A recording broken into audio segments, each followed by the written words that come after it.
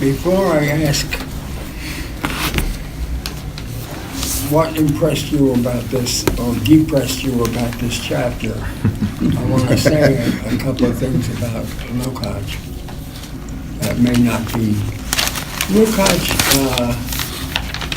is arguably in the world, not the United States necessarily. Lukács is arguably the most influential, besides Lenin and Stalin, who had other kinds of virtues, is arguably the most influential Marxist philosopher of the 20th century. And the reason he was most influential is because of this book. He wrote later on literary criticism, which I don't count because it's read by a lot of people who read it for the literary criticism. And he wrote a 6-volume book on ontology. And he has the word ontology in the first chapter of this book, but he never wrote an ontology until he was he finally came back to Hungary after having been exiled in 1956 for siding with the reformers. And he spent from 1930 actually, he spent from that point to about 1951 in the Soviet Union. He left, between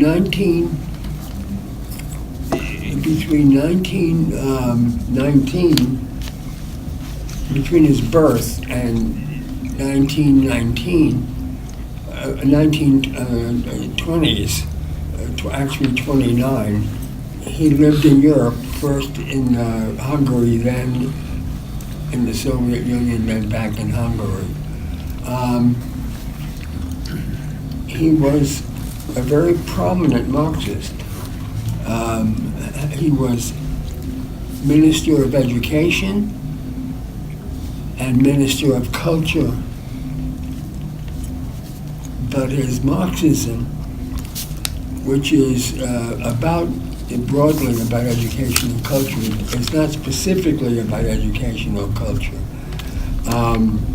He represents a school, in some sense, which he is the most prominent, but not the only one, which held that in the reading of Marx and Marxism,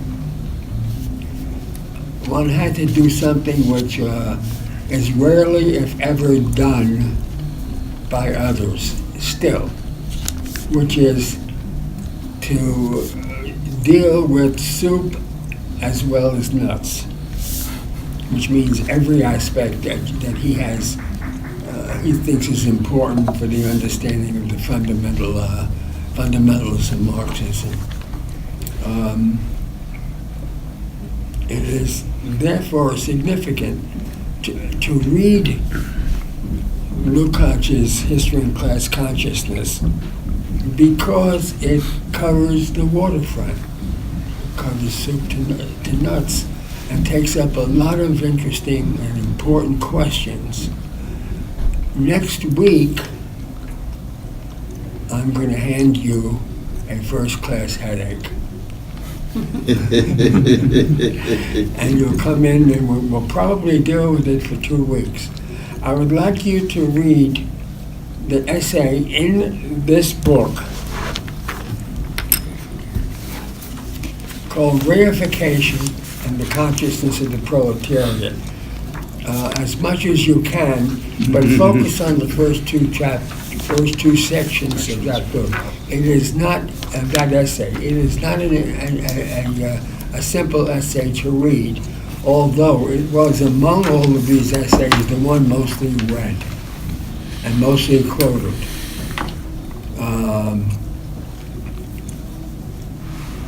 And mostly attacked. It was attacked because it was called idealistic. The intelligent people said Lukács's work owes much more to the German philosopher who was not a Marxist, Georg, than it does to Marx. That he takes us far afield from the fundamentals, which is straight economic determinism. Most Marxists who call themselves Marxists are not Marxists in Lukács's sense, or for that matter in Marx and Engels' sense. They are economic determinists in America in the sense of Charles Beard, whose name is not necessarily known by everybody who studies Marx or studies history, for that matter. Beard was a historian who wrote a whole history with his wife, Mary Beard, of the United States, and he wrote the economic determination of the Constitution, showing that every signer of the Constitution, and maybe even the Declaration of Independence, I haven't read it in a while,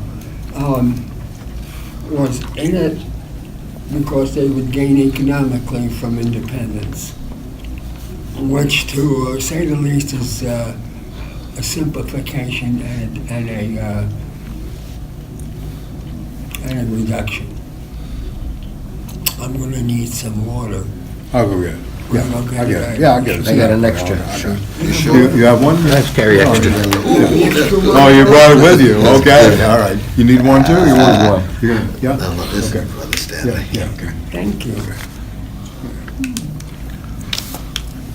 Well, Gerald Horn elaborates on that. I'm sorry? Gerald Horn elaborates on that when he talks about it's for the preservation of slavery. Yeah. Talks about what? Well, the Constitution and the Oh, yeah. independence of I the haven't read Gerald colonies. Horn on it. Gerald Horn is a black social scientist. I don't know whether he's a historian or what. He's not an economist, but he's taught a lot in the South. University of He's from Houston. the South. What? Houston, Houston, yeah. Houston, yeah. I'll have to go read it. Yeah. Because But of the economic counter-revolution of determinism, what? The title of, it's the counter-revolution of 1776. I haven't read it either, but I've heard him speak. Okay. Well, that's not an odd formulation. Two more things about Lukács, and then we'll get to the chapter. One of the things I want to ask is anybody outside of the new member of our class for one time, Mr. West, does anybody know anything about Lukács's childhood and youth? I know about the limousine.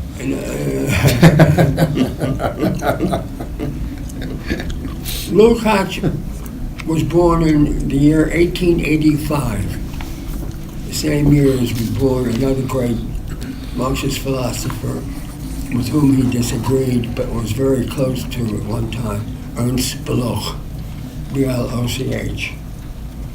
His first book was 1909. That means he was 9 and 15 He was 24 years old, and it is a wonderful book, although it is not a Marxist book. It's called Soul and Form, and it's been published recently, so it's probably in print. And his second book, which is also very well known, and a Hegelian book, and he became Hegelian at this time between 1909 and 1916, 14, 15, when the second book, which is his book Theory of Literature, was Novel. Huh? Theory of the novel. Theory of the novel, yeah. Yeah, the theory of the novel. But I said literature, but the name of the book is Theory of the Novel. And it was the war and the horrific aspects of the war that made him a Marxist. And as soon as the Communist Party was formed in 1919, internationally, he became a communist and served in the communist regime of 133 days, which was in 1919.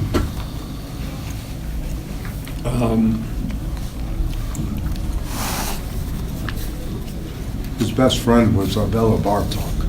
Was Bela Bartok. Bela, sorry, not Bela. Sorry. I'm feminizing, I'm sorry. Yeah. Well, to say that his best friend was Bela Bartok was to say something which would remind you, at least reminds me always, of Adorno. And that is, and I'm speaking now from my own experience and my own training, that the most important of the fields of knowledge, aside, we'll leave the natural sciences alone for the moment, is music. Those who don't know music don't know thought. That was Adorno's explication of the subject, and he wrote a whole book on the subject. And he wrote books on the subject, actually, which was collections of his essays. But the only book which is a book on music is called The Philosophy of New Music. And it's really a book about the contrast between Igor Stravinsky and Arnold Schoenberg, in favor of Schoenberg. I think it's too narrow. Especially in springtime.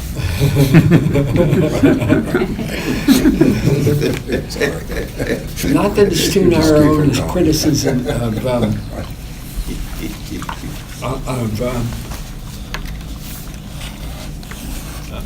of Igor Stravinsky for having submitted to the popular need to always have a melody, always have a tune.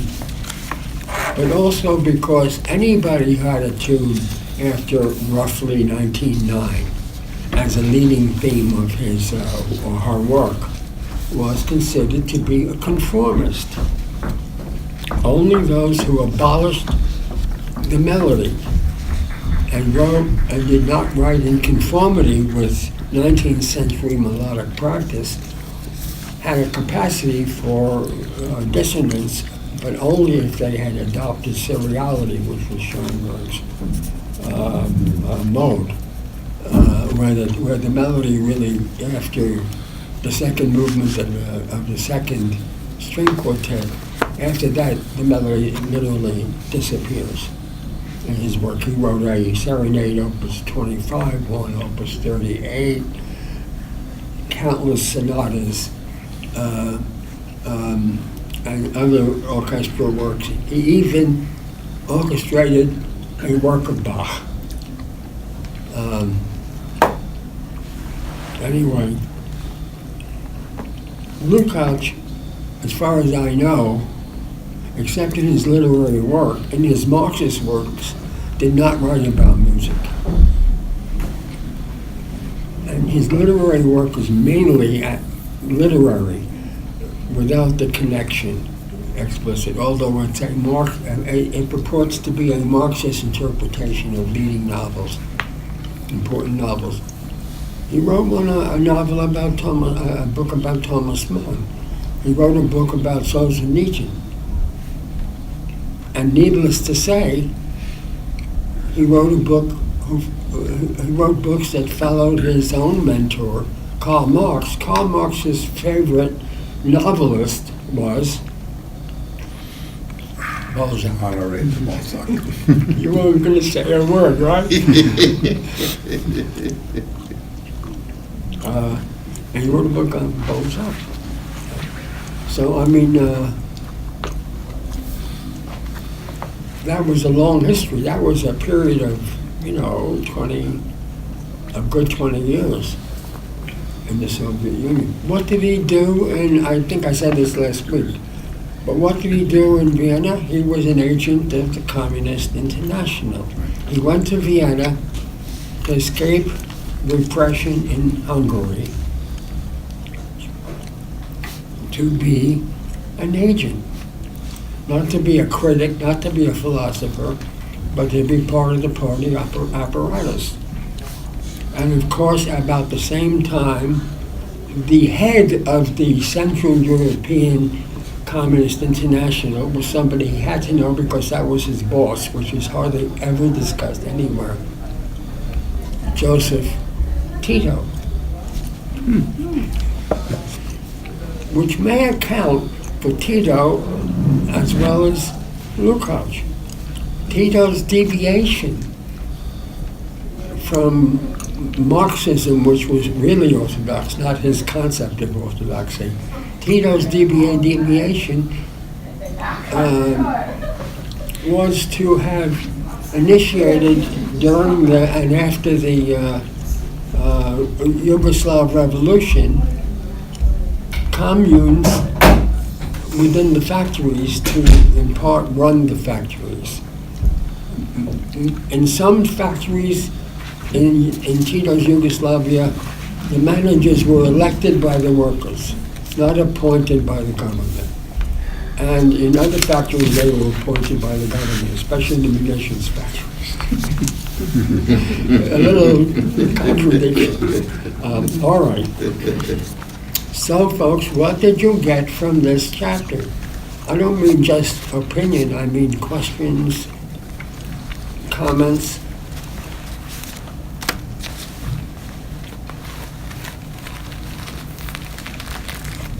One big one for me is when he talks about the inevitability of crises in capitalism and wanting to update that, because he talks about Sismondi, and that's before me or after, but my understanding of crises had to do with fixed capital, and at the time of going... reasons for crises. And before, fixed capital would be assumed to last around 30 years. And I'm thinking now about just upgrading our thinking in terms of how quickly capital is turning over. Yes. Okay, so that's how one. quickly capital turns Or becoming over obsolete, has a lot yeah. to do with crises. That's my question. But it's when capital turns over at the level of the previous stage. Capital must continuously expand in order to survive for the moment. I'm not saying that it doesn't recover, but its crisis is a crisis of stagnation. And what do you do when you have stagnation? George? I'm listening. You destroyed the machine. You create new machinery, new forces of production, so that you have a reason to hire workers and make profit. During the late 20s and 30s, the automobile industry destroyed a lot of its factories, took the machinery out, reestablished the factories in other places, and replaced the machinery in a lot of instances with new invention. Where they didn't go out of business and go bankrupt, they became inventive.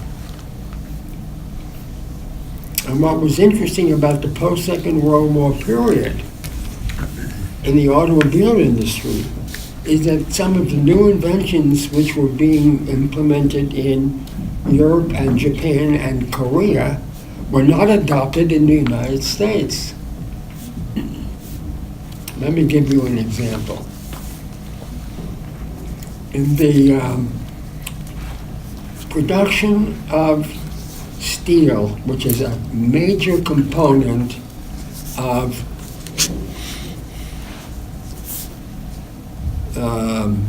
automobiles, aluminum, steel, wire, all that. In the production of steel, the traditional method was that at first there was a coal mine which produced from the early 20th century, produced soft coal, called bituminous coal rather than anthracite. Bituminous coal was important because it made coal turn over much faster than anthracite. Anthracite lasted much too long. So you start with masses of coal, and you have a number of processes you can use, all of which require, for the making of steel, all of which require the transformation of coal and iron and water into ingots. The process is a three-part process. The ingot comes out of, you know what an ingot is, right? You know what an ingot is? An ingot is a bar of steel which is used in almost every metal industry you can imagine. You don't to not understand how to make steel, even today, how to make automobiles. I know it's getting difficult. How to make tractors is not to understand the series of use values that constitute American capitalism. The short story is hardly anybody, except people in former socialist, so-called socialist countries, and workers themselves know, but hardly anybody who are Marxist philosophers, Marxist historians, Marxist sociologists know much about capitalism.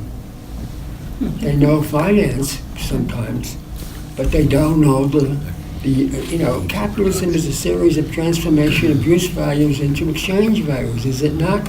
They know use values and exchange values, but they don't know how to make anything. And therefore they don't know that the concrete process of transformation. One reason I wrote False Promises was to talk about that transformation somewhat. I had worked in a steel mill. I had worked for 6 months in an automobile factory. Now what happens when it gets to the automobile factory, what gets to the automobile factory is not an automobile. It has to be made. So what it is that the steel mill will produce a shell of a car. And it will produce a shell of a car by helping and other products, and steel products, by eliminating one of the three phases of production. They will combine ingot and water and iron ore into one process,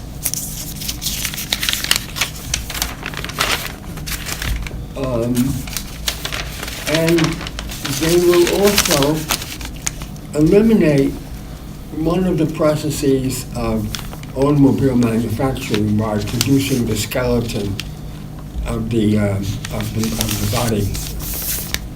I worked in a body shop. It's the hardest work in automobile. But the body is already there. It has already come in from a steel fabricating plant.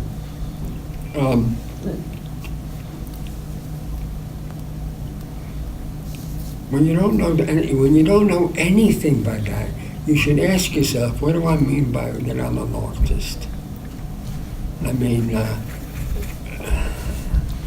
does it mean simply the criticism of capitalism? If it's a criticism of capitalism, you have to know something about the process. Anyway, at the level of automobile assembly and production, the industry started automating in one sector, engines.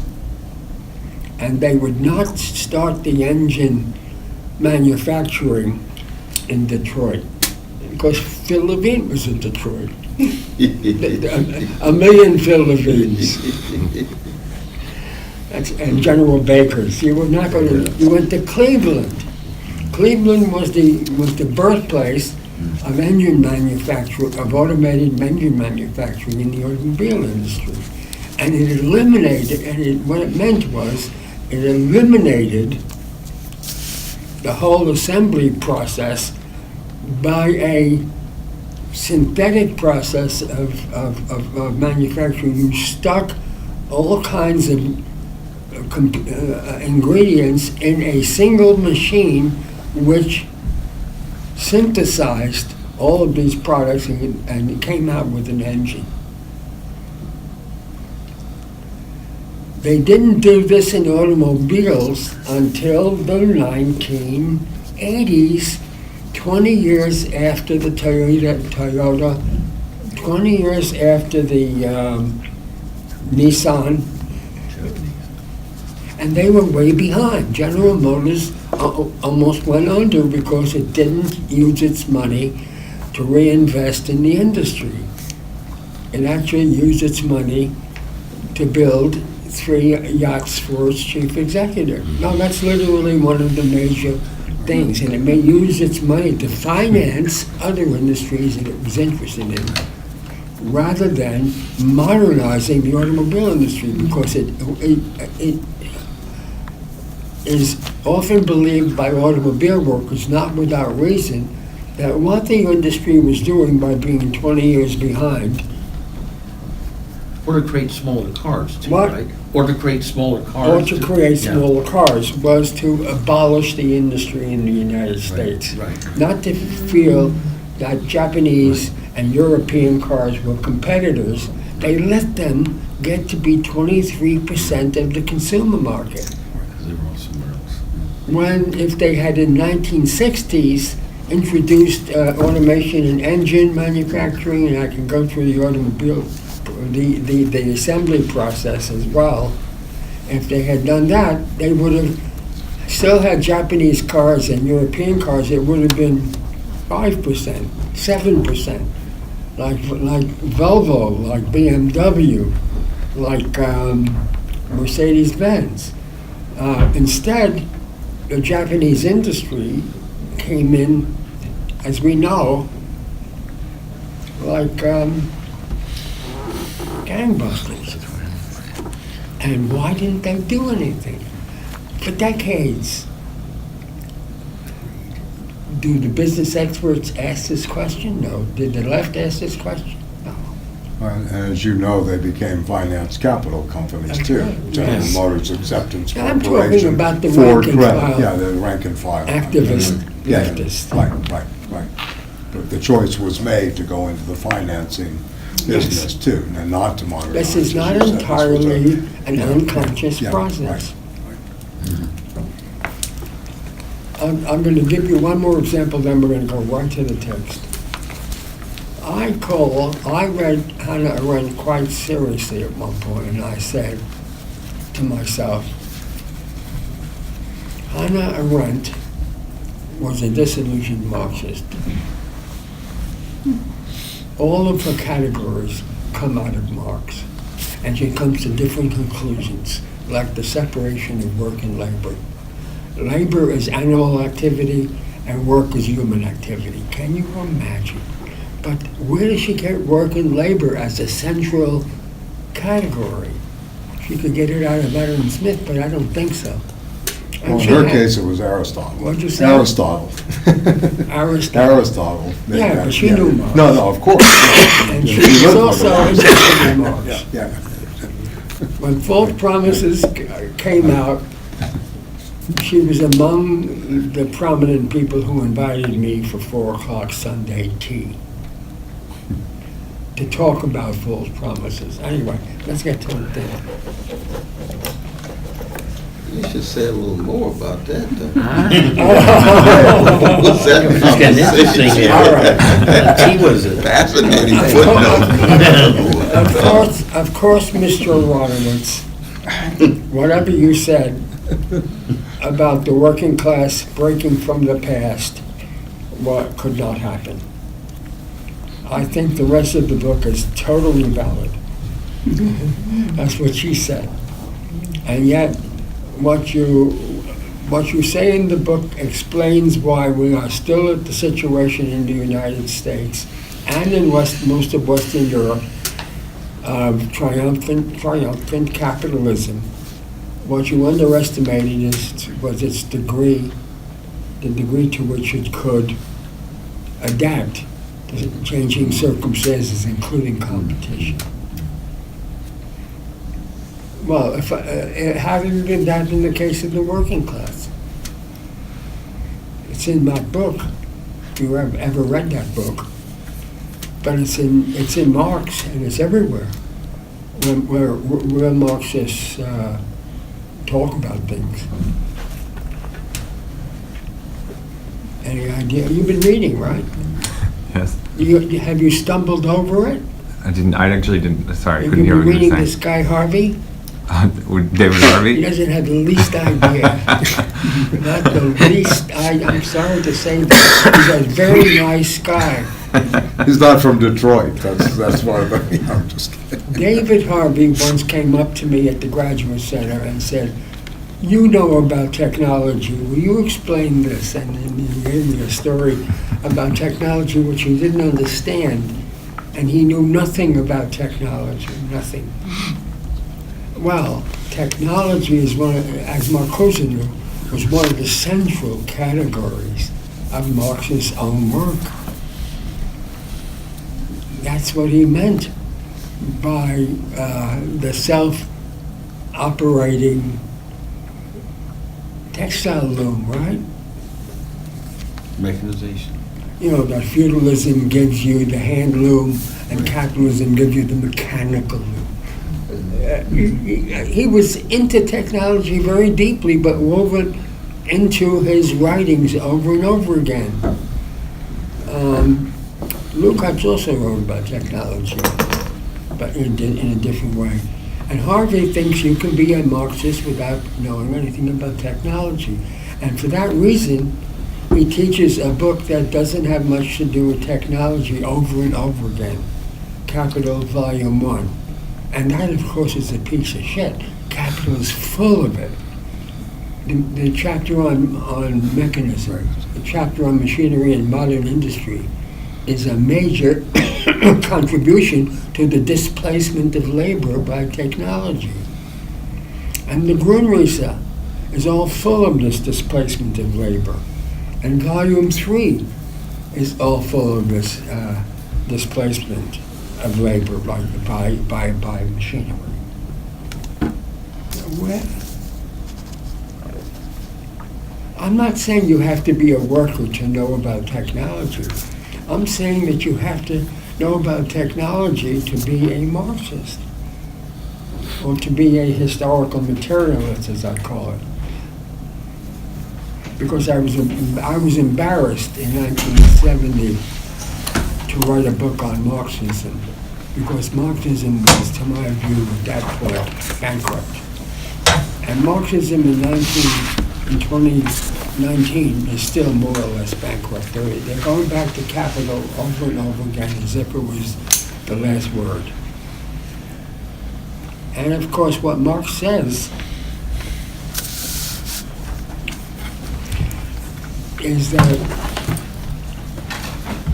there are no, as Lukács tells us, there are no fixed objects.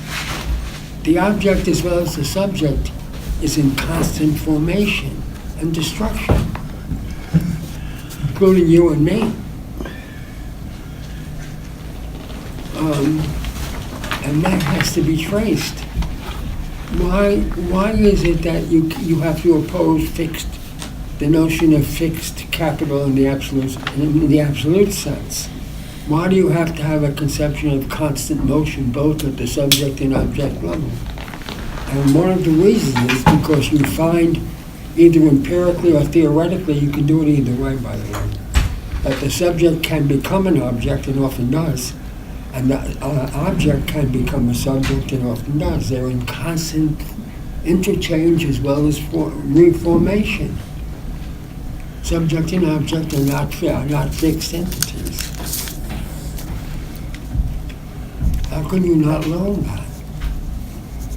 Everybody has read, I don't use the word everybody to include anybody in this room except people I know who have read it. Anybody who was around in the 60s and 70s came across or read One-Dimensional Man by Marcuse. It's not his best book. The best book, in my opinion, is Evolution Civilization. His most learned book is his Hegel book. Recent But revolution. they miss this. People miss things as they read. It's because we don't have an army of Rosa Luxemburgs in the socialist schools all over the country.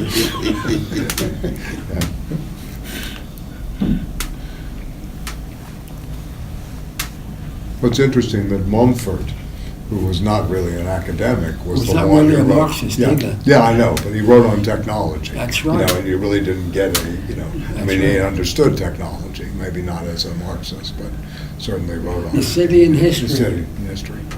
But he also was influenced by Marx. Yes. Yeah. You could tell, there's no doubt about it. And I wrote about Mumford Mhm. as somebody who one has to read. The Brown Decades, The City is History, several other books. Anybody, any other comments on this chapter? Well, just to continue on with my question is not the crisis mode much more pronounced now? I mean, as compared yeah. to that, that's You mean more that's than what I was more 1929? focusing in my reading, yeah. I think so.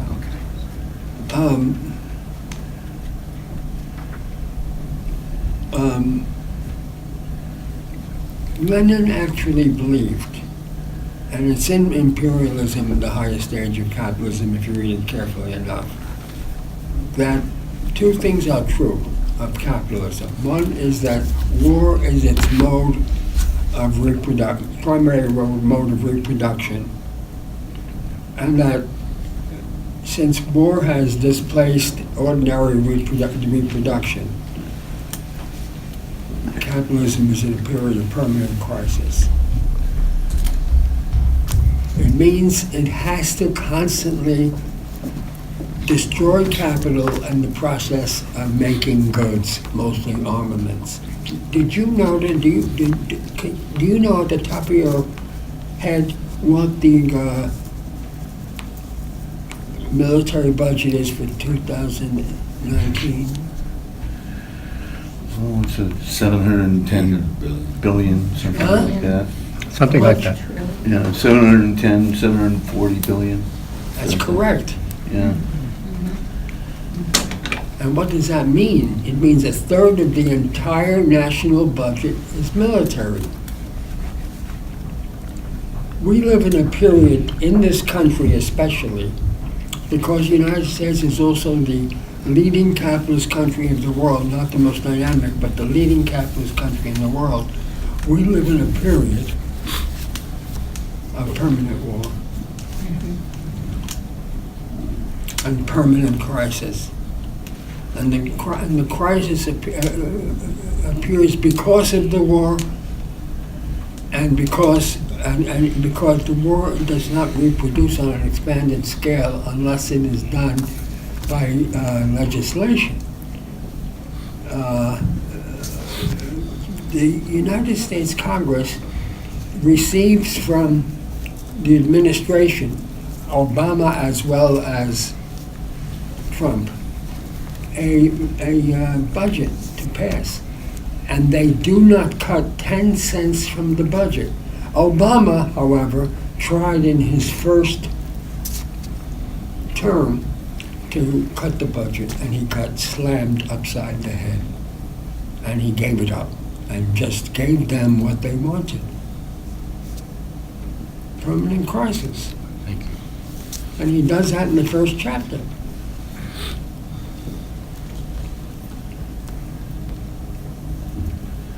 But doesn't go into any detail. He does it elsewhere, though.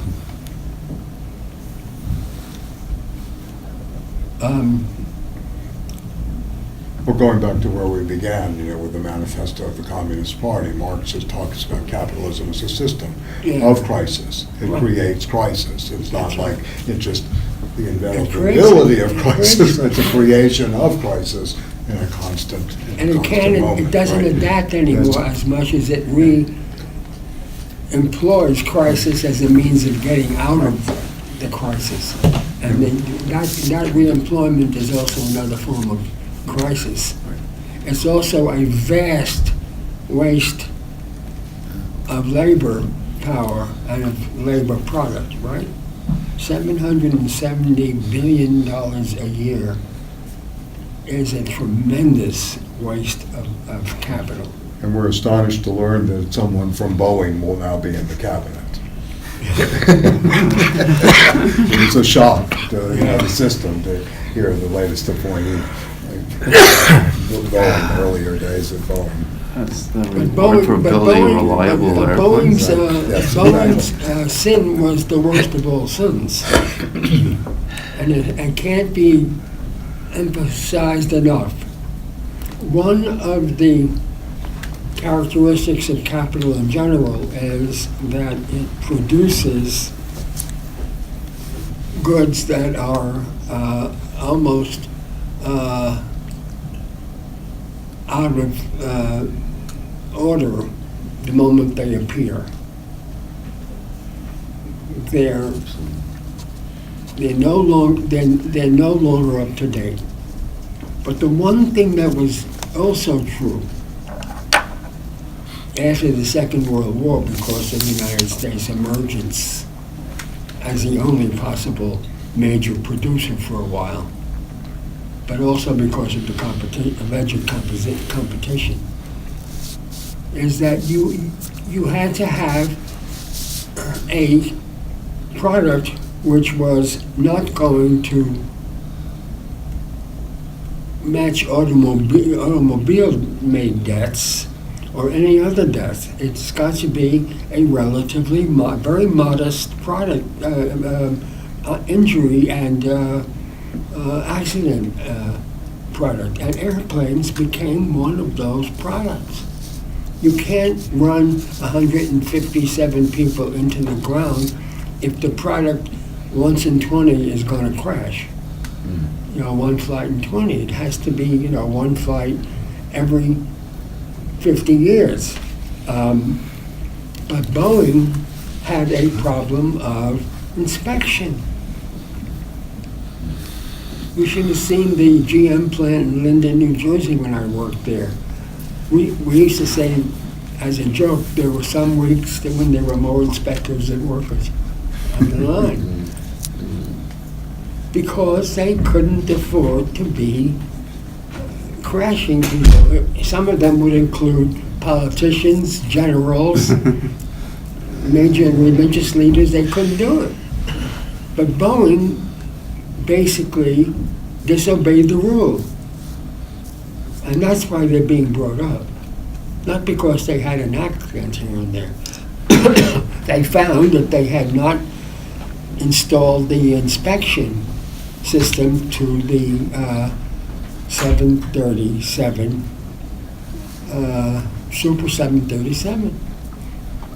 That, every other regular 737 had inspection. Automobiles like GM cars had inspection, and they didn't have it for these two products. What do you mean you didn't have it? Well, we can make more money with that inspection. And so Capital said, get Boeing and spank them and make its sin visible. That's what they said. Because the public inspectors would never take a large company like Boeing and put it on trial for any reason. If the accidents were tiny, if there was no accidents. They also did not modernize airports and air travel regimes the way other countries did.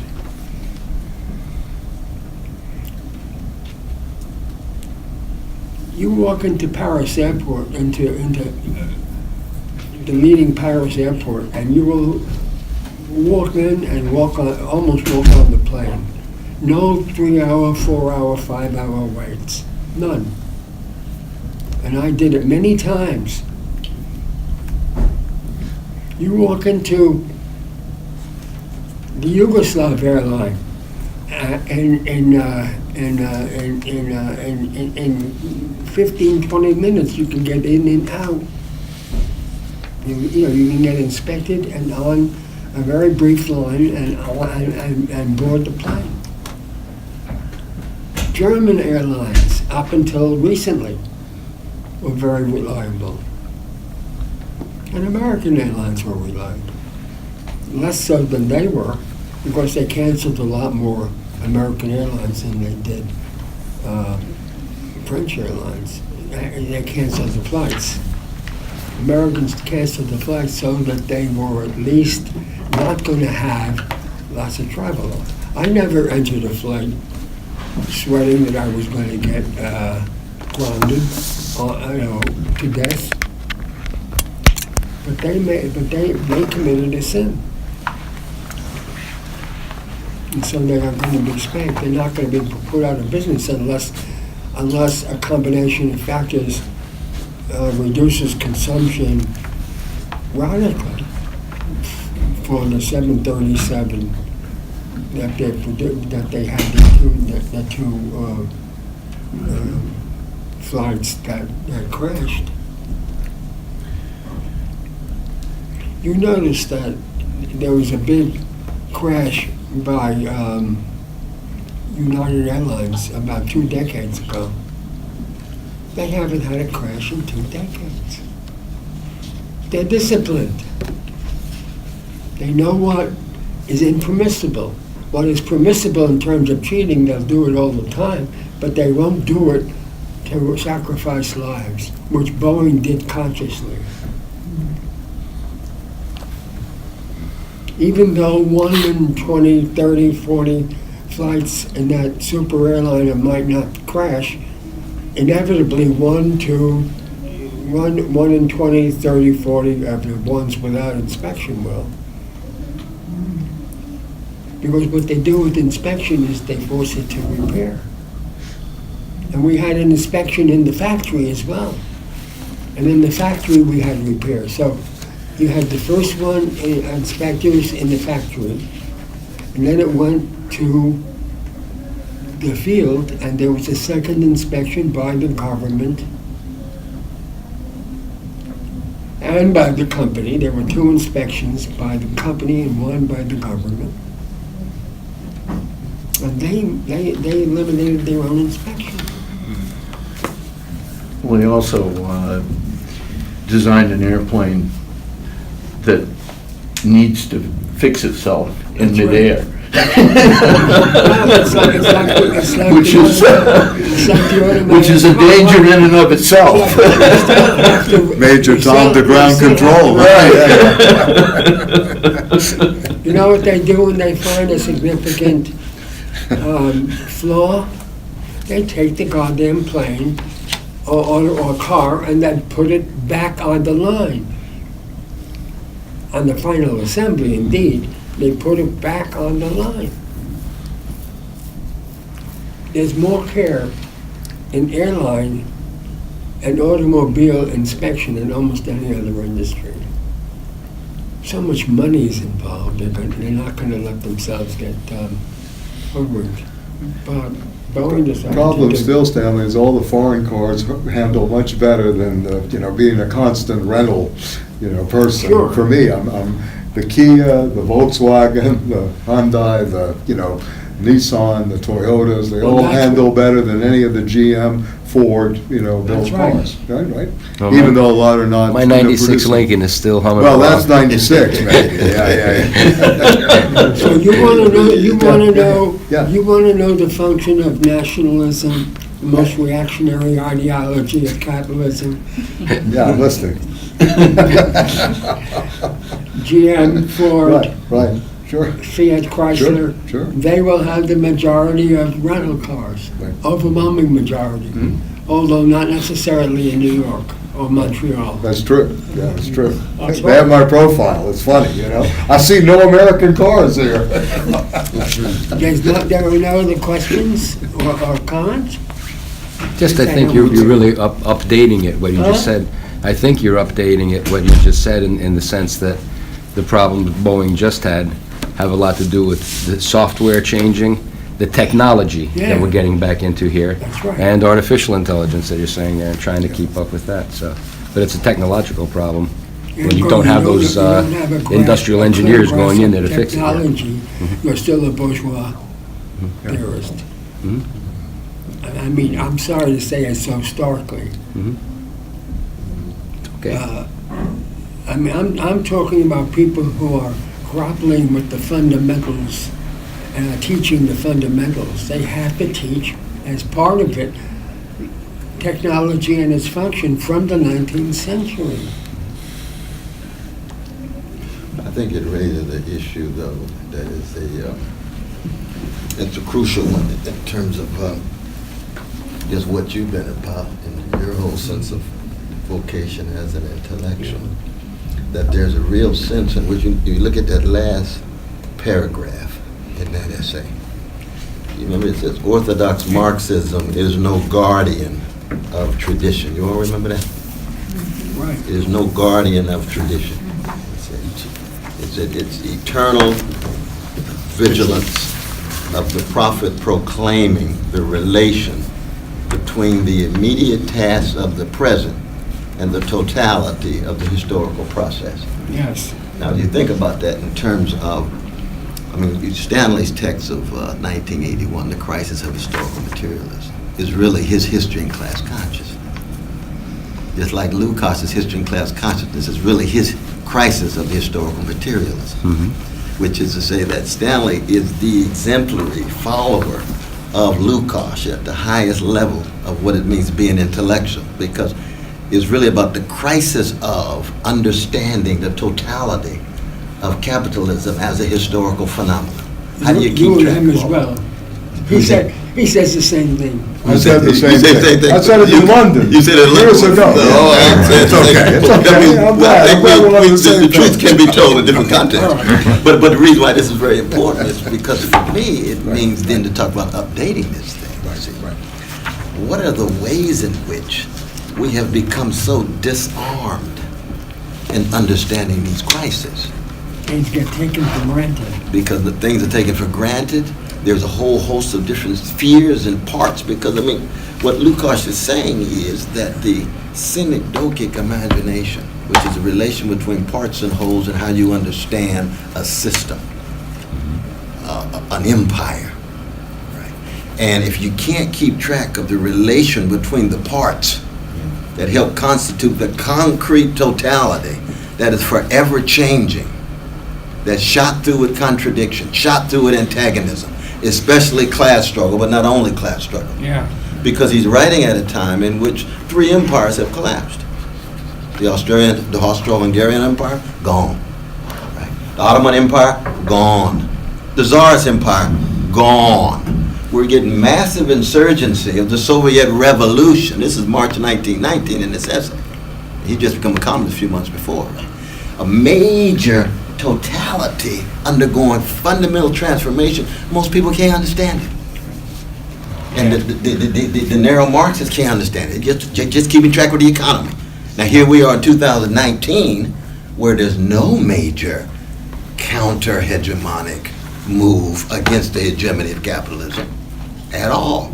The Chinese have completely adjusted to the capitalist project. The United States is leading the capitalist project, and you get these fragments of responses, of resistance, with very little sense intellectually of how you understand it. So, is this making sense, nobody? Yeah, I'm gonna, you gave me an opportunity to transition to page 2. That's very good, Cornell. You're on page 1. That's what I call progress. Right, indeed. We're turning the page, finally. Absolutely. Materialist dialectic is a revolutionary dialectic. This definition is so important and altogether so crucial for an understanding of its nature that if the problem is to be approached in the right way, this must be fully grasped before we venture upon a discussion. This must be of the dialectical method itself. A revolutionary dialectic. But the revolutionary dialectic does not refer to the assault on the Winter Palace. That's a reference to the Bolshevik discussion.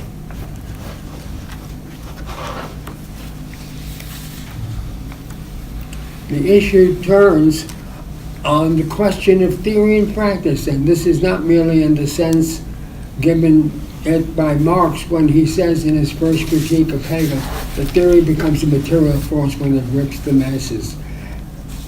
Even more to the point is the need to discover those features and definitions both of the theory and the ways of gripping the masses, which convert the theory dialectical method into a vehicle of revolution. We must extract the practical essence of the theory from the method and its relation to its object. If this is not done, that gripping the masses could well turn out to be a will-o-the-wisp. It might turn out to be the masses were in the grip of quite different forces, that they were in pursuit of quite different ends. In that event, there would be no necessary connection between the theory and their activity. It would be a form that enables the masses to become conscious of their socially necessary or fortuitous actions, without ensuring a genuine and necessary bond between consciousness and action. In the same essay, Marx clearly defines the condition in which a relation between theory and practice becomes possible. Quote, "It is not enough that thought should seek to realize itself. Reality must also strive towards thought." Or to, as he expresses it in an earlier work, it will then be realized that the world has long since possessed something in the form of a dream, which it need only take possession of consciously in order to possess it in reality. So So what's this all about? What's this all about? What does it mean that reality must strive towards thought?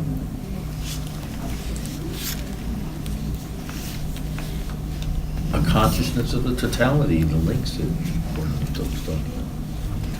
That's one way of understanding it.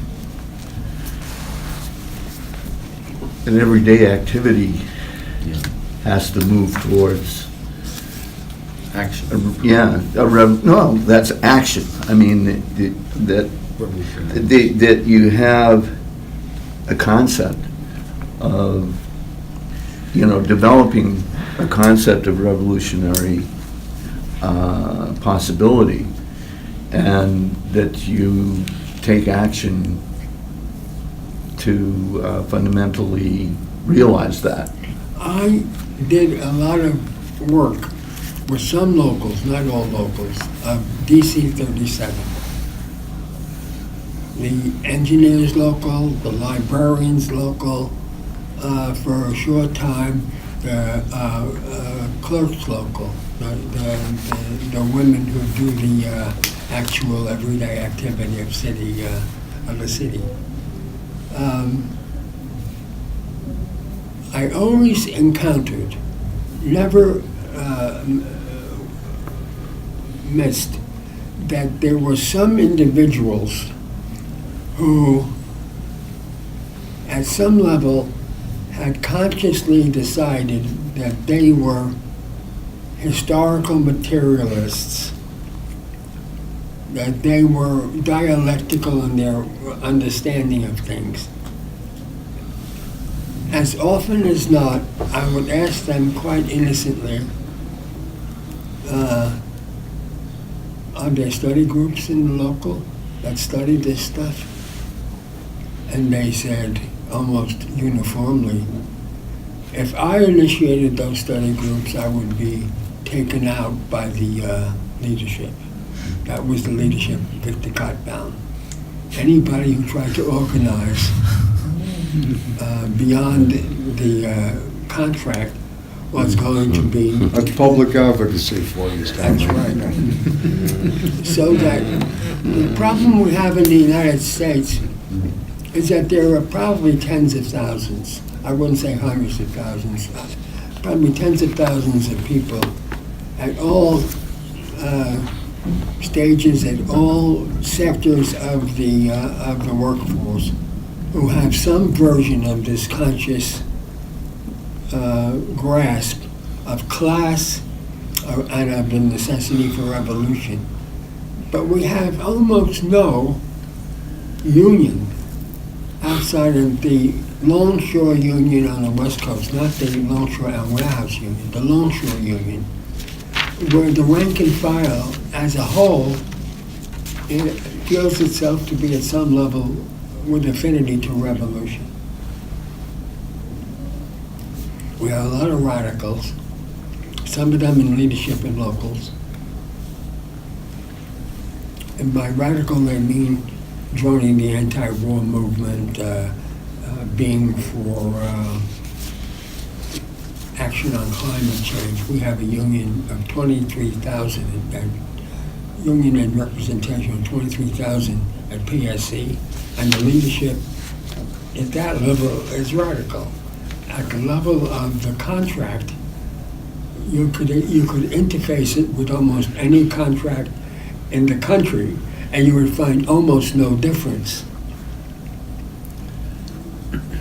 So that the practice of trade unionism prohibits revolutionary activity. It's not simply extraneous. Anybody in the rank and file who does that, they're not going to be able to do anything. But if you're my friend Ray, who was the president of the librarians local of AFSCME, District Council 37, you'd be on charges so fast you wouldn't know where your head was. They wouldn't hesitate a second to label you a communist, to label you a disruptor. The more the more socially conscious trade unionists like Barbara Bowen, if somebody did it from the leadership down, would probably use the word disruption and so on, never be anti-communist because she lives with a member of PL. No, it's true. Tony O'Brien says it. Progressive Labor Party. And nobody in the union faults her for having that relationship, or Tony for being a membership of it. But try to do something without doing it through the union apparatus, that would be blasphemy. Well, they put out a memo that anybody uttering 7K or strike would be severely disciplined.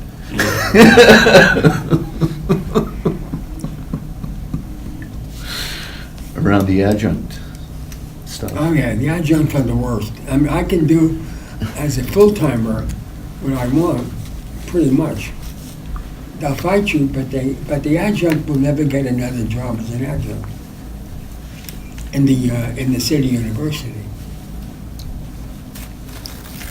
Tony Grinovich, who's now a member of the executive council of the PSC, almost lost his job for being a dissenter, a revolutionary dissenter.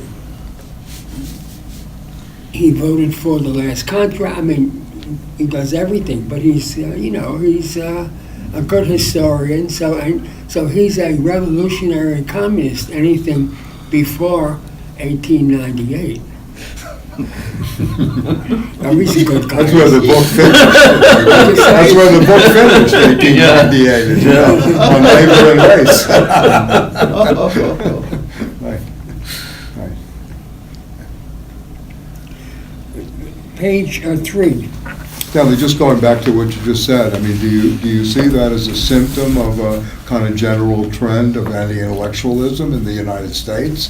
That this is part of why study groups, or why, the unions do not accept, really a kind of conscious, thoughtful practice? Is that, really what's underlying that? Because as you know, Der Linke in Germany has 300 study groups around the country of Germany on Marx.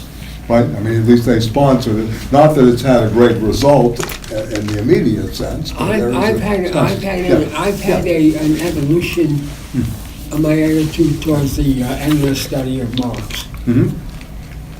It's important for people to read Marx and maybe to take a course or be in a study group that has some sessions on Marx. But to fetishize Marx is as bad as fetishizing the union contract. Right. Just as bad, because it makes makes Marx into an object of veneration. Right. That David Harvey teaches Marx each and every year to a new group is not bad for the new group. They should have a course in Marx. But what happens to David Harvey in the? I'm not just talking about David Harvey.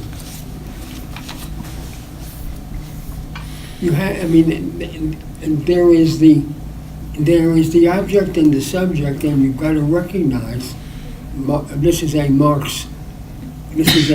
genuine Marxist statement. That's the Lukács statement.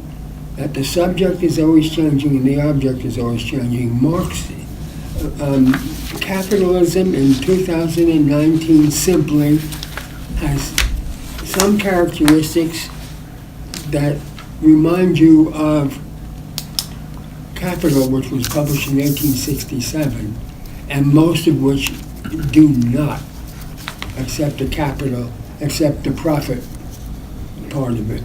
You could read Marx's Capital Volume 3 and see that he thought the falling rate of profit was the key to capitalist crisis. The tendency to fall the rate of profit. Yeah, there's a tendency.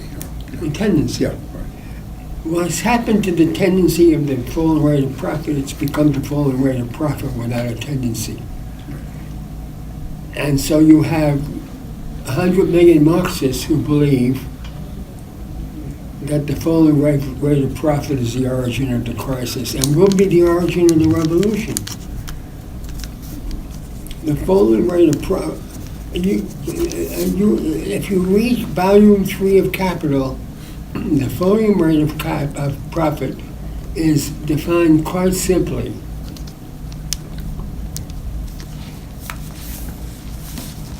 It is that the relationship between surplus value, which is discussed in Volume 1, and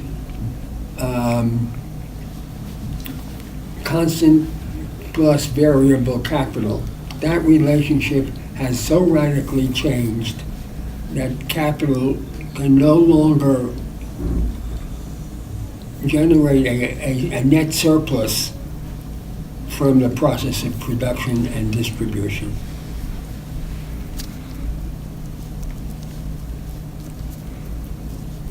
Growing immiseration? What? Is that another way of putting No, it's the crisis? no, it's not No? the same Okay. thing. No. Okay. The tendency is towards immiseration, but you can have workers who have relatively high living standards face the falling rate of profit in Marx's sense and still believe that revolution is necessary. But what happens when you differentiate the whole workforce on the basis of industry, skill, etc., and you leave the poorest of the poor alone, you don't organize them because, as Campos told us, they're unorganizable. And as most European Marxists believed they were not organizable, then what you have is a growing gap between the top and the bottom. And the top becomes, even at the level of the falling rate of profit, increasingly dissatisfied, while the bottom feels completely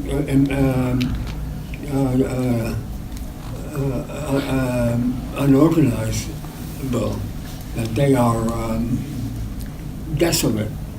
And they find their ways into the prisons. What? Find their ways into the prisons. That's right. Who does- Where some of them get educated. Yeah.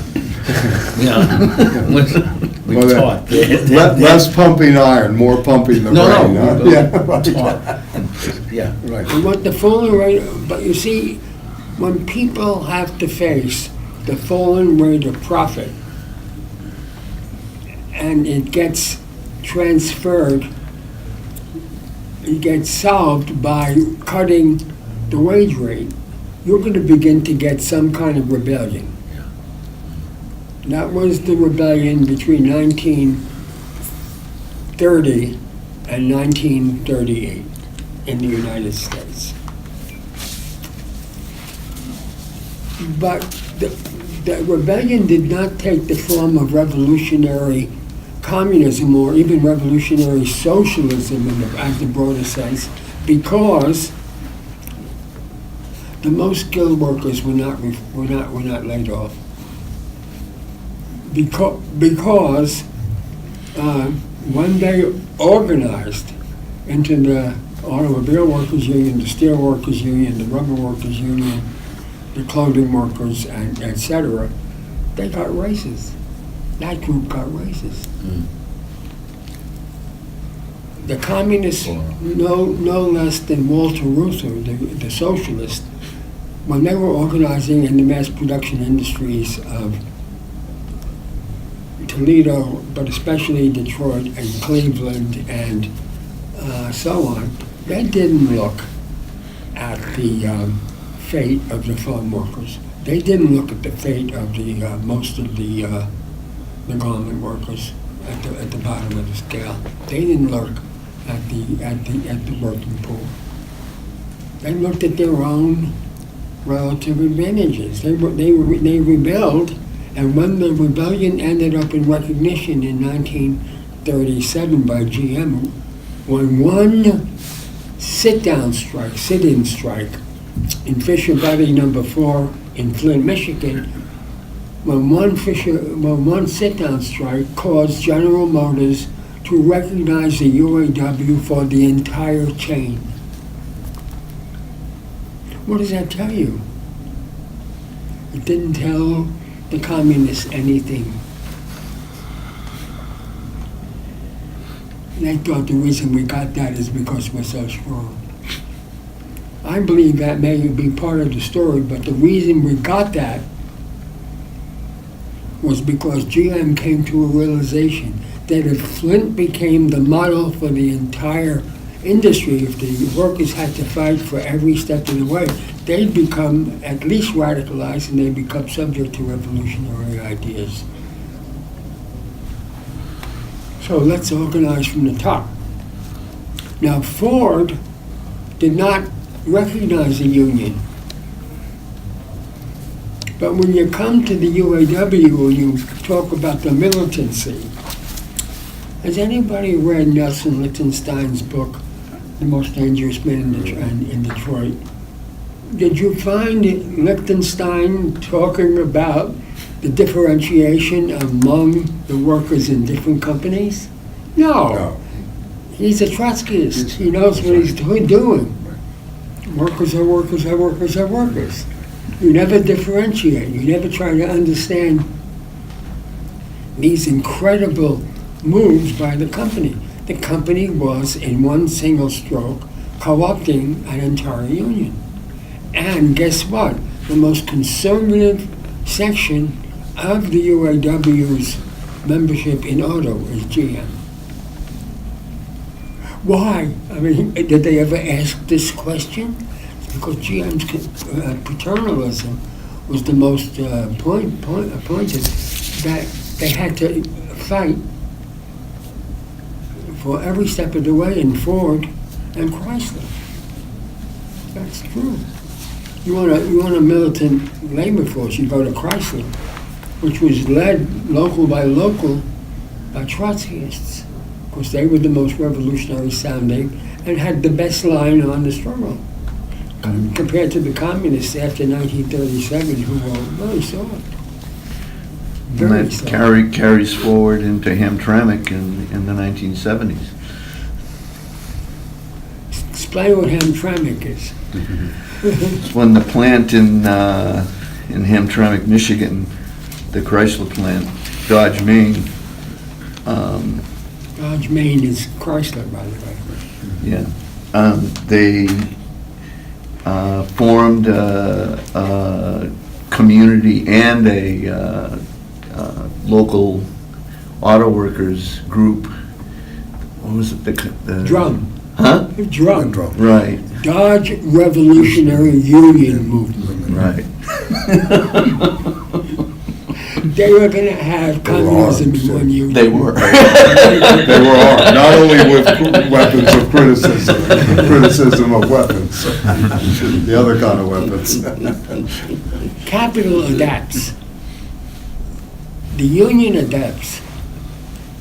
Walter Reuther is not going to be an outsider after GM decides to hand over the whole chain to the UAW contract. He's not going to be against the contract.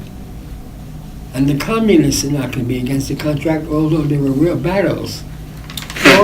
Ford's huge plant in River Rouge, 120,000 workers during the Second World War and 60,000 workers after the war, was the most militant local union in the UAW and probably among the most militant in the country, because it had the most onerous working conditions. They had an active communist faction, an active Trotskyist faction, an active socialist faction. And they all fought over strategy, and they all fought over tactics. And sometimes one group won and the other group won. But what the company understood finally is that there was always going to be trouble from below.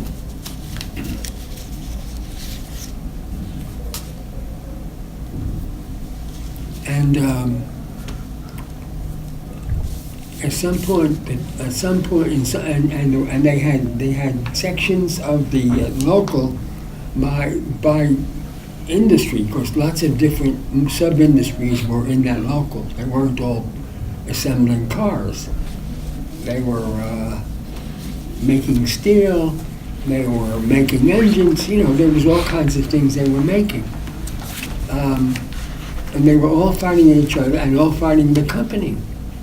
So the company knew in Ford that when it gave in, it had to do it in a very sophisticated way. It did not try to suppress the factions, which is unnoticed in Lichtenstein's classic study of Walter Reuther. They came out for the shorter work week. Reuther sabotaged it. And Lichtenstein, who was a member of the Independent Socialist League, which was the Shachtmanite group in the United States, Lichtenstein does not analyze anything about this differentiation. Even within the Ford Local 600, which was he doesn't do any of that.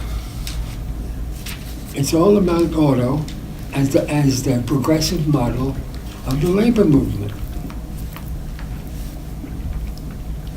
He doesn't even ask the question, why did Reuther, after he took power in 1940, during which he took power, and after he took power, hire as his house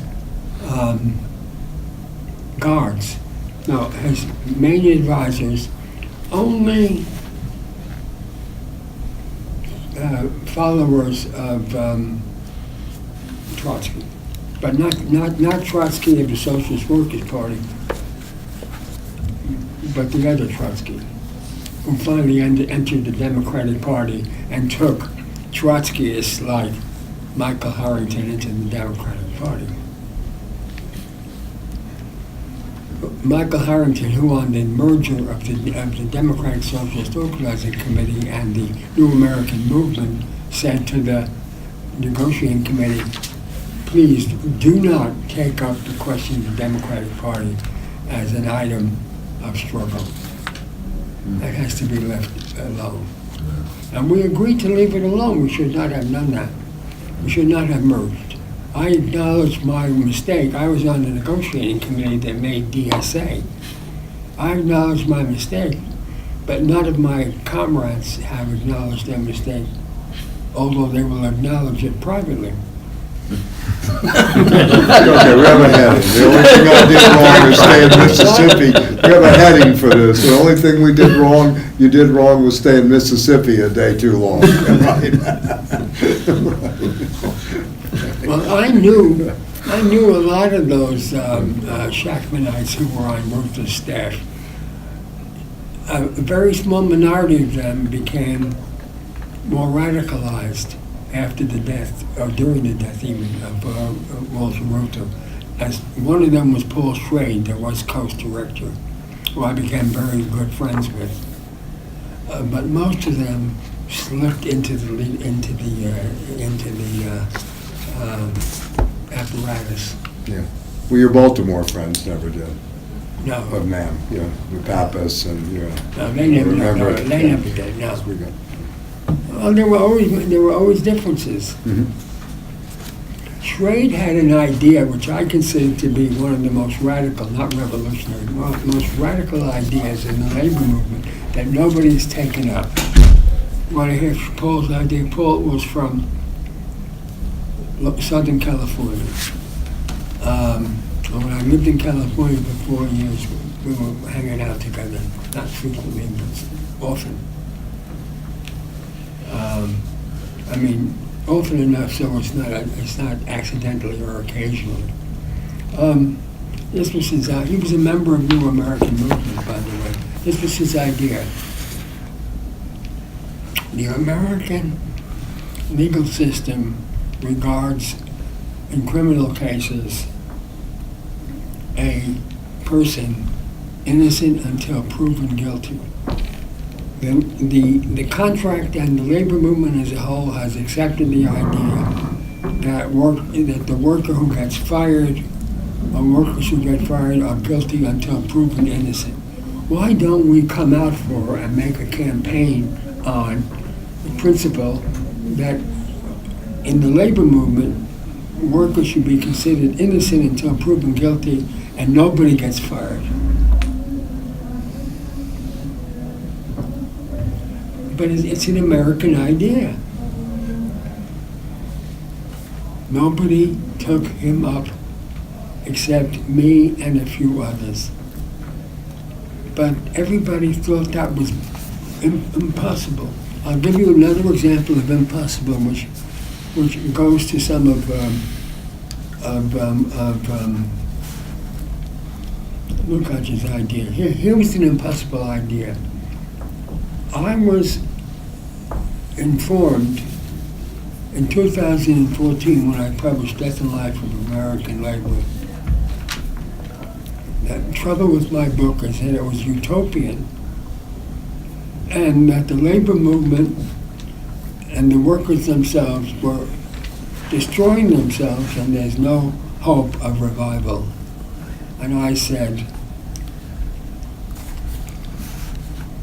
I follow Walter Benjamin. They said, well, who are you talking about? Walter Benjamin, his name is. I said, it's only to those without hope that hope is given.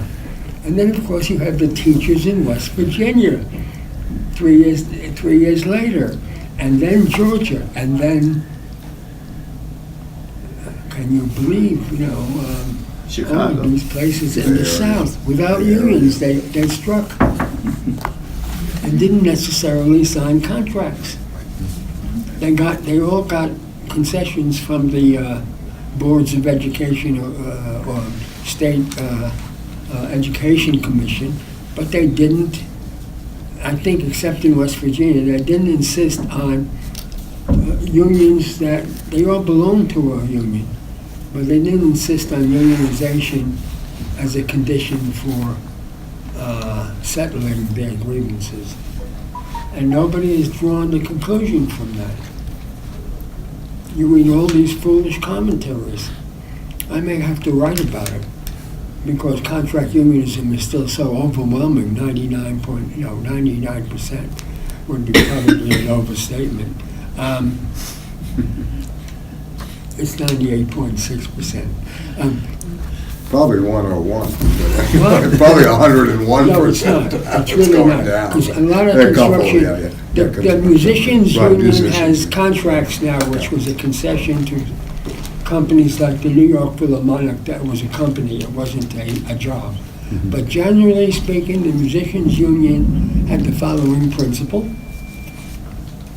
which was, you want to sacrifice, you join the union, you get health benefits and get death benefits automatically for paying your membership dues. And what you get is a standard rate which is set by the union and its membership. So if you want a saxophone player who plays rock and roll, or who plays rhythm and blues, you call the union and ask for a saxophone player who can play rhythm and blues. And they will send it to you for the standard.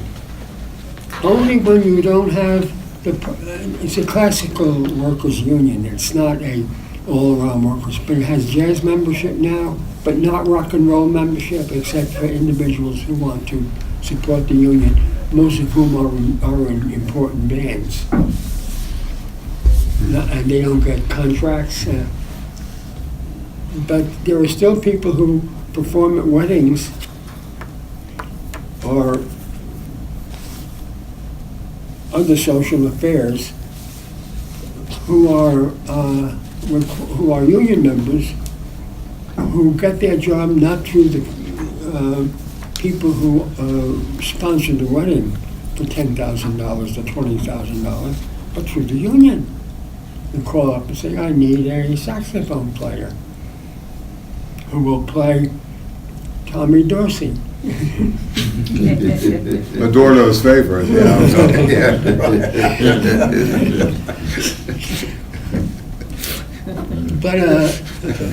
But this was even too radical an idea for the radicals. Right.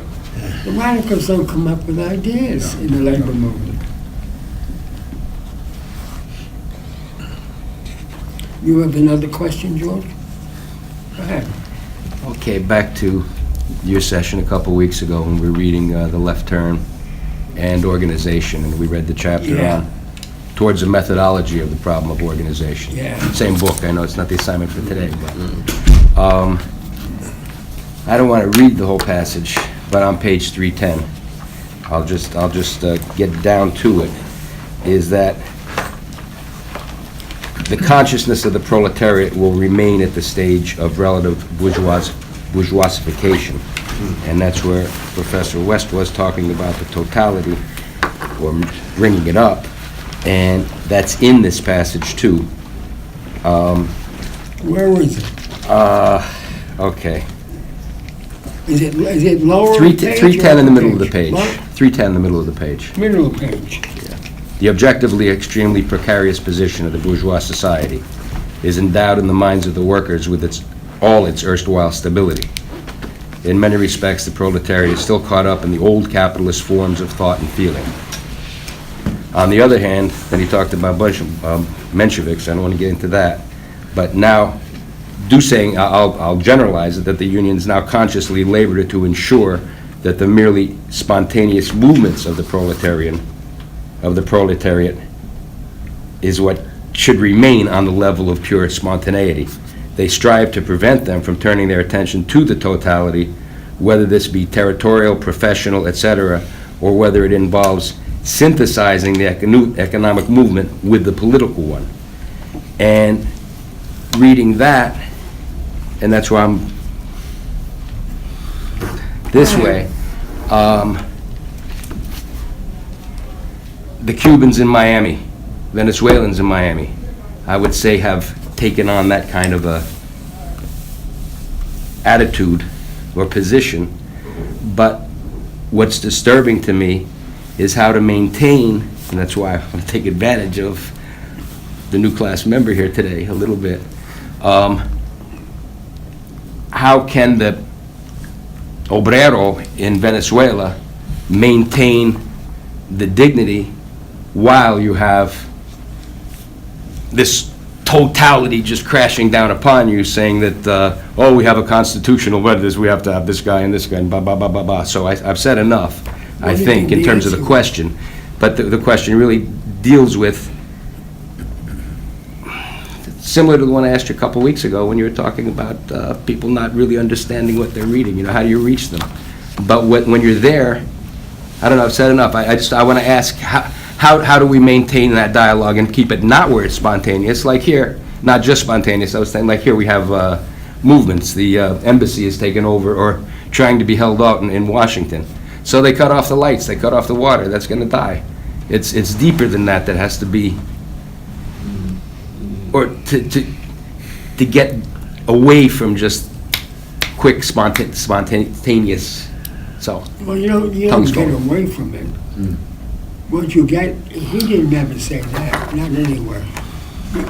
Spontaneity is, as Rosa Luxemburg has taught me, spontaneity is part of the natural history of the working class. Okay, I said it wrong, and that's why. And that's the teachers in West Virginia. Yeah. They didn't ask American Federation of Teachers to give them permission to go on strike. They wouldn't have given it to him. They're giving it to them. Right, The number American one. Federation of Teachers president went to West Virginia after the strike.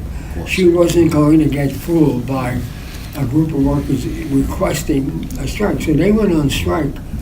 No, don't get me wrong, I think it's wonderful, the spontaneous reactions, but what I'm railing about right now is to have that reaction and go home and think, okay, I did my bit and that's it, Well, while things go There are on. two ways of helping that along. A good local union education committee, and very few of them have an education committee anymore, although at one point many of them did in the UAW and the ILG, the Amalgamated Public Workers. A good education committee would ask to have a class in trade unionism for rank and file workers who are interested. A class in the labor movement, actually, not in trade unionism as a practice. And in that context, it gets raised. But there's another problem. And maybe I did answer it this way, I didn't. Have any of you heard of the new economic policy? You have. At some point, the ultra-revolutionary Vladimir Lenin had a confrontation in 1917 and 18 with his dearest friend, Nikolai Bukharin. And the confrontation was that Bukharin said that at some point, before the maturation of the economy, capitalism and small capitalism, peasant capitalism and small manufacturing and individual professionals should coexist with the socialist sector, with the collective sector. Lenin strongly disagreed and in effect marginalized Bukharin. 1920-21, they had a civil war, and they had a foreign intervention by the former Allied and Axis powers, and they had to fight a foreign invasion and a civil war at the same time. Lenin emerged, even with his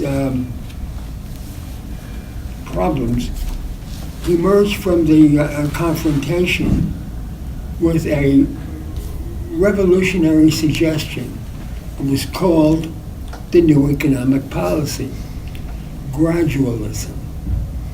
You can't overturn capitalism root and branch in one stroke in an underdeveloped country.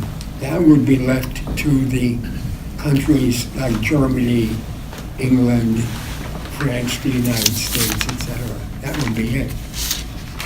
It was called the New Economic Policy, and it got implemented. It became no longer, it was the Menshevik policy. Menshevik were the social democrats in their time. They did not believe that capitalism in Russia could be overturned in one fell swoop. And they were vilified for it in the period from 1902 to 1917. Vilified. Because they supported Kerensky and they supported a democratic legislature, a bourgeois democratic legislature, but gradual kinds of economic collectivist measures. That became a subject for the solidification globally of social democracy as we know it today, and of communism, of rigid Marxism, which vilified them as Lenin had vilified Bukharin. Not publicly, but so it's a question that will face every radical come revolutionary movement. How do we take account of the current conditions in the development of our strategy and suggestion of tactics? By the way, finally, many of them came to the conclusion that tactics were up to the workers from below. That strategy can only be laid on from above. Mm-hmm. But the question got raised. How do we come to terms with the real situation? That workers that don't develop country to country, even sector to sector at one level, that you have to deal with different levels of consciousness within the same industry, within the same country, as well as between countries. And lo and behold, the communists, not the Trotskyists never got around to it. The communists came to the conclusion that they must recognize the possibility that capitalism might have to exist in the same period as socialist alternatives. The main architect of this new economic policy was not Stalin. He went to rigidification when he took power absolutely in 1930, 29 and 30. It was Tito. Nobody was going to overturn the Yugoslav communists as long as Tito was alive. But they also had a strong current of people who were for communes and were for some democratic, rank and file democratic initiatives. And he had to say that this could be one initiative that could be implemented. And that, in fact, they would have to go to a dual system of capitalism, of minor capitalism and major socialism within the same country. Worker self-management. Worker self-management, that's right. Now that clarifies this part a What? lot. That clarifies what I was asking a lot. That's right. And- He was and- saying the same thing Mhm. in his own way. But But in how do our we moments, you see, how do we do it now in Well, I think one of the things that comes through in this essay, when he starts off saying, if every empirical hypothesis put forward by Marxists were false, Orthodox Marxism could still proceed, because you would only be able to account for the experience of failure and defeat by keeping track of the relation between the tasks of the present and the totality of the historical process, you see. So that we are experiencing the aftermath of a massive experience of defeat. This is a different moment. Yes. 1919 is a qualitatively different moment. Right. Empires collapsing, workers waking up. In the United States that year, 36 race rebellions in one summer. As the black soldiers returned home, began to make connections with working people and so forth. So, I mean, this is you get the Espionage Act, you get all the Crail Commission. The ruling class is undergoing And paranoia. you've already Pinkertons. gotten in the 20s, the Immigration Act. The Palmer raids. Yeah, but we think of 1919. No, This that's right, This is even 1919. before, this is 1919. The Women ruling get the class right is to scared vote as hell. At the A same century time ago. as That's the immigrants get opposite for conscripted. us. But then he goes on to say, this experience of defeat and failure is built into the understanding of historical process. So the question becomes, how do you have internal vigilance of keeping track of the contradictions and the antagonisms in which the class struggle is going to be fundamental, not exclusive, That's right. but fundamental. And so the question is, well, how do we keep track of wildcat strikes? How do we keep track of young people waking up? How do you keep track of various critiques of the American empire in various parts of the world that are not connected for the most part? The solidarity is not there in any substantive way, but it still manifests. What does 60,000 members of DSA 2019 really mean? Sudden info. Possibility. What? Possibility. Yeah, but this is interesting, right? That Yeah. here's an organization that was an annual dinner for, basically, we all quit because it was an annual dinner, that's all. We're a good restaurant, Stanley. Good restaurants, yeah. March 82 I mean, some of us never quit, but we've just been limping along. But the young people are waking up. And the first articulation is a pink articulation, social democratic and democratic socialist. And all these It's not red. democratic legislators now call themselves democratic socialists and members of democratic socialists in America. Oh, yeah. That's true. That's true. This is a moment that has not been around for a long time. We haven't seen that in a long time. But it's right, prior to planetary catastrophe, escalating nuclear catastrophe, women waking up, keeping track of patriarchy, and trans and gays and lesbians undergoing their conscientization, politicization. And the question becomes, how, in a Lukácsian way, do you understand the totality That's of right. all these different parts being articulated, both analytically and politically in relation to certain organizations, strategies and tactics. And that's an intellectual crisis. And about That's a right. moral, That's an intellectual crisis. and a moral crisis? The New American Movement had 6 socialist schools around the country. New York, Philadelphia,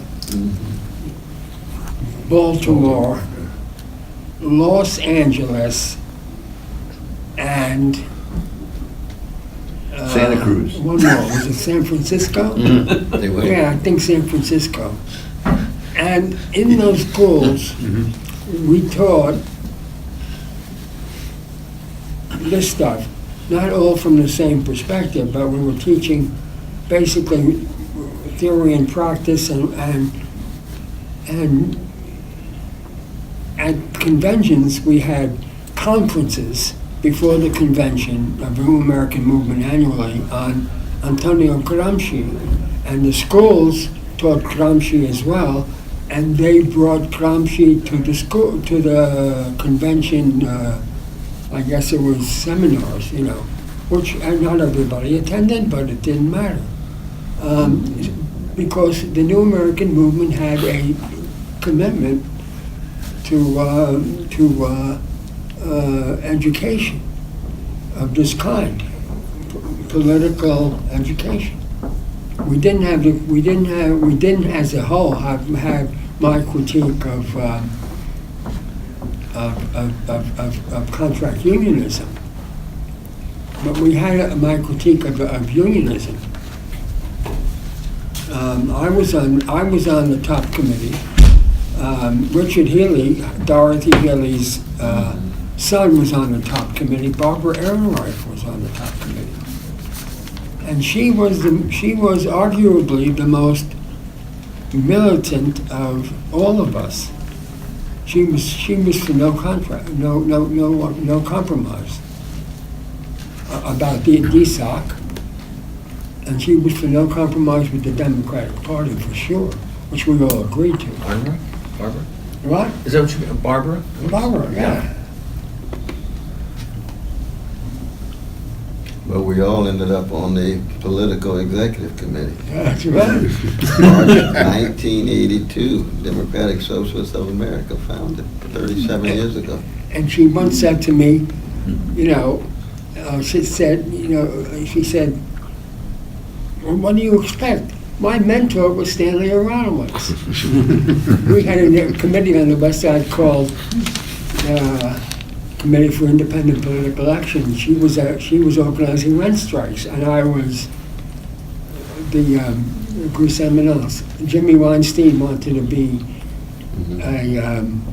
a promoter of electoral activity, which we said, okay, go ahead. He ran for Congress on independent line, got 6% of the vote. Did better than the Greens ever got. Until Howard didn't get 6% of the vote in New York, did he? I don't think The so. last election? Huh? The last election for governor, you're talking Yeah, about? he got 170,000 votes. Is that It 6%? might be close to it. Might be close to it, yeah. He now wants to run for president, and I wrote him a letter and saying, don't you Don't dare. you dare. Right, yeah. Stick at the mailroom for that period.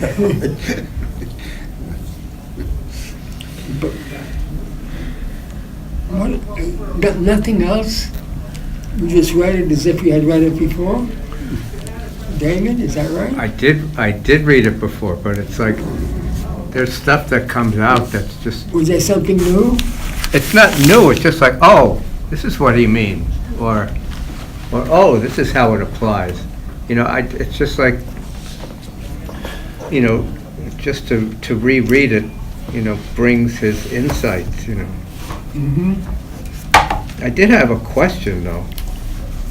You about didn't one have a thing. point to it? I had a question. Yeah.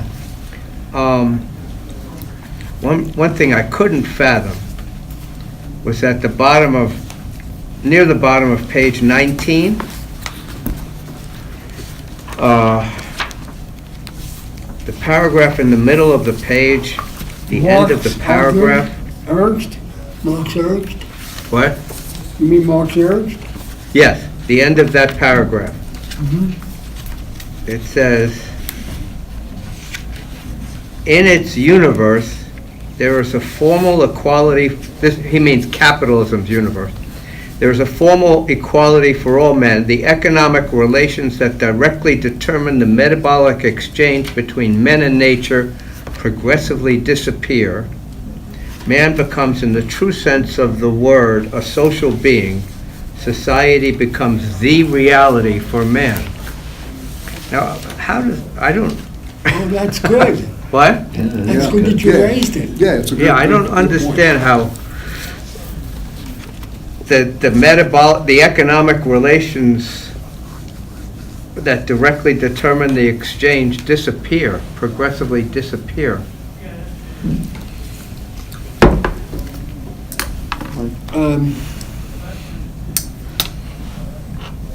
He's referring to a process and not a decision by a bureaucracy. Show me the labor organization, the left organization, the women's movement, absent abortion, which he takes up very harshly, that raises the question of the relations of humans and nature as a primary until the ecology movement. Humans and nature as a fundamental question which has to be addressed. The only way we address even humans and nature today is nature as disaster. But no other question at all. There are conservationists. There are natural biologists who are asking questions about species and about relation to species. And Levins and Lewontin's book Dialectical Biologist addresses the problem of inheritance, characteristics, or not social relations, and doesn't connect it immediately to disaster, but how to understand life itself as dialectically. And it's in opposition to Lukács on this issue. Lukács believed you could not have a dialectic of animals. It required consciousness, it required human development, etc. But they thought you could have a dialectic of nature. I have come to that conclusion myself. I'm not a Lukácsian in that regard. Or Sartrean. Or Sartrean, right. But Murray mediates that, though. Bookchin mediates that. Murray, and Murray denied that he was a Marxist, but he was. But he still had. He had everything in reverse. Yeah. But he thought he had the capitalism. It's my understanding he left in his papers, and this is a kind of private talk here, but anyway, they left 800 pages on dialectics, and it's not so good. But he left 800 pages, writing and never published. Yeah, our buddy in New Orleans has access. In the benefit of dialectics. Yes, well, I mean, I don't know if it's for the benefit or to the detriment, but that's why I put it this way. Well, Donna Haraway tries to... I went through a lot of Murray's writings. Oh, yeah. When he was Louis Herber's, the early Murray's writing, listen, Marxist. I reviewed, long review of the Ecology and Nature book, 1983, I did in the Voice. He had a lot of things right, but he had an awful lot of things wrong. One of the things he had wrong, it seems to me, is that he thought domination of humans gave rise to the domination of nature, rather than the domination of nature gave rise to the domination of humans. And they were based on anthropological premises which were pretty much accepted. And And today it would be still accepted. But he thought there was no such thing as exploitation or domination before humans. And he thought that the human relation to nature was important only on ecological grounds, not as a historical, world historical phenomenon.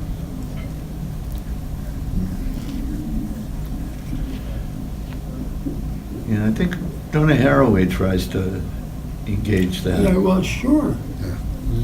Well, Donna, Donna taught at Santa Cruz, and she was part of the New American Movement at one point. We were a very interesting group when we merged with this waggle-taggle of social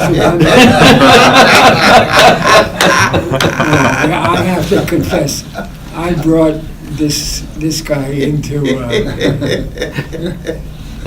DSA. I mean, we were all, but the outfit, the early outfit, DSOC and the early DSA was a waggle-taggle operation.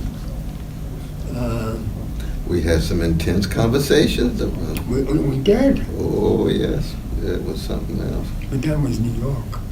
Yeah, it was New York. Los Angeles,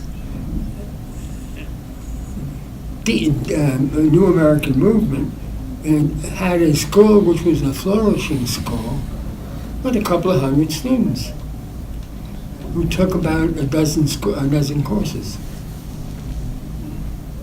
And we had a chapter with 40 active members, 35 to 40 active members, including people who were on the staffs of SEIU, AFSCME, and the UAW.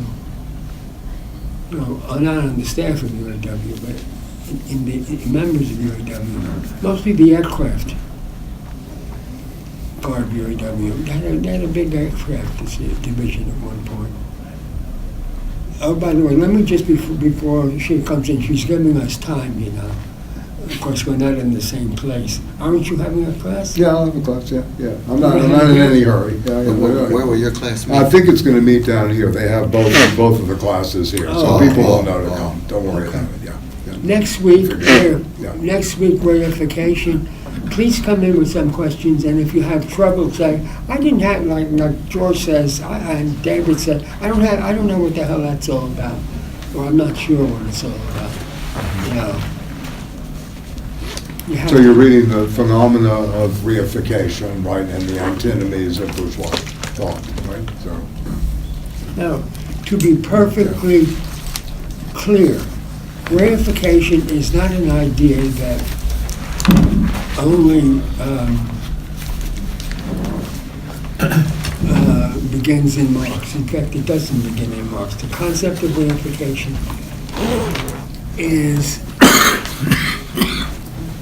another one of Lukács's mentors. Anybody ever read The Philosophy of Money? You did.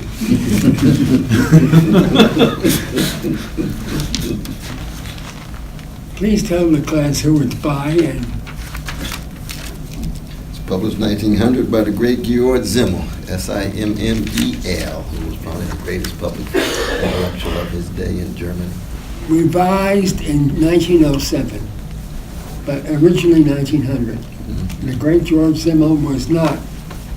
And Georg Simmel wrote The Philosophy of Money with the following preface or introduction. This book is meant to be a psychological understory of Marx. He lacked at psychology, and I'm providing a psychology. That's what he said. Which raises a very interesting question. it will be taken up more next week than we had before. Can you actually have a revolutionary, even a good radical theory without psychoanalysis?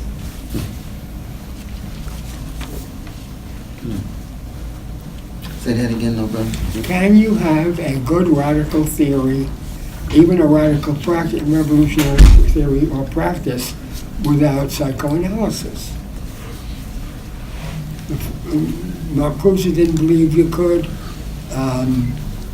Adorno didn't believe you could have a revolutionary theory without psychoanalysis. Erich Fromm didn't believe that, and he was part of the Frankfurt School for much of the 30s. Well, Fanon too. Fanon as well. Big time. Yeah. Big time. Robert J. Lifton, too. Who? Between Lifton. Merleau-Ponty and Robert J. Marcuse. Lifton? We're Robert J. invoking Bob Lifton. He was a very good guy, Oh, yes. and he wrote some good stuff. Yeah. But Robert J. Lifton has not been carried forward. Well, Psycho He's still around. history. He's alive? He's alive, yeah. And there's a seminar at John Jay that they just had, the last one was last night. So they're carrying on. Lifton was a psychiatrist. He was Still or on. is a psychiatrist. Last one was on climate swerve. Yeah.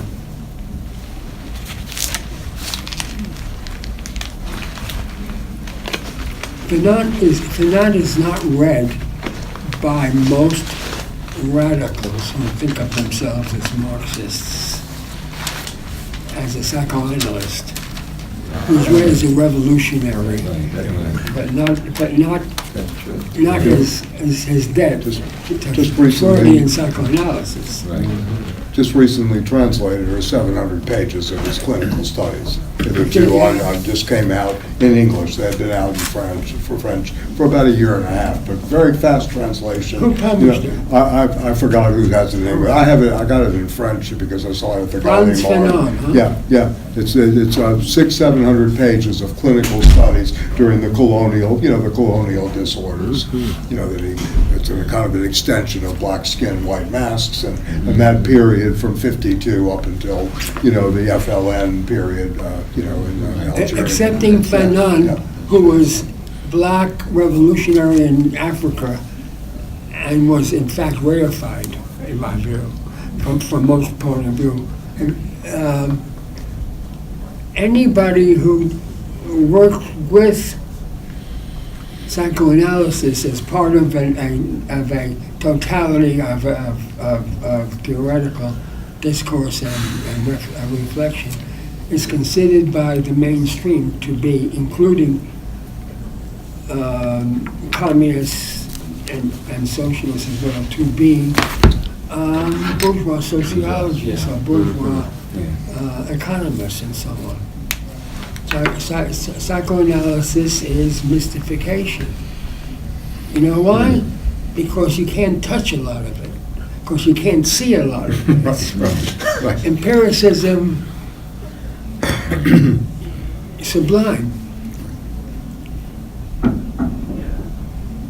Or psychohistory, Eric Erickson. What? Eric Erickson. Yes. Yeah, a precursor to Lifton. And Rissman, in some ways, Reisman. yeah. Young Yeah. mind. Yeah, Okay. Remember what The lonely crowd. Baudelaire said about materialists? They're in love with utensils, they fear perfume. That's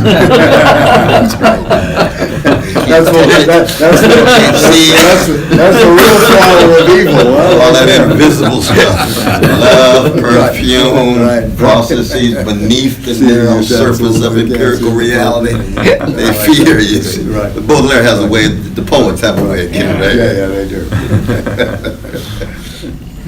Okay. Yeah. It's kind of an interesting journalistic thing that was actually done upstairs here with Gabor Mate. Oh, yeah, he's great, yeah. Gabor Mate interviewed by his son, Aaron. And Yeah, I saw it on it's on YouTube. YouTube. It's actually, it's interesting. It's an analysis of the current situation, a psychological analysis. Situation. Yeah. Interesting.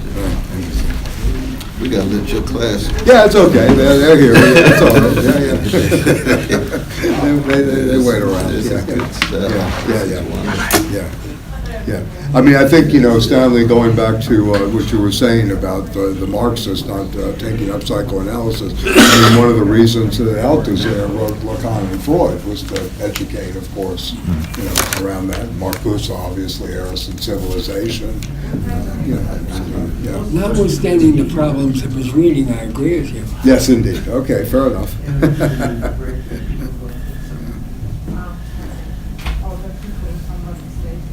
And Michael Schneider's book, which you helped get published in English, right?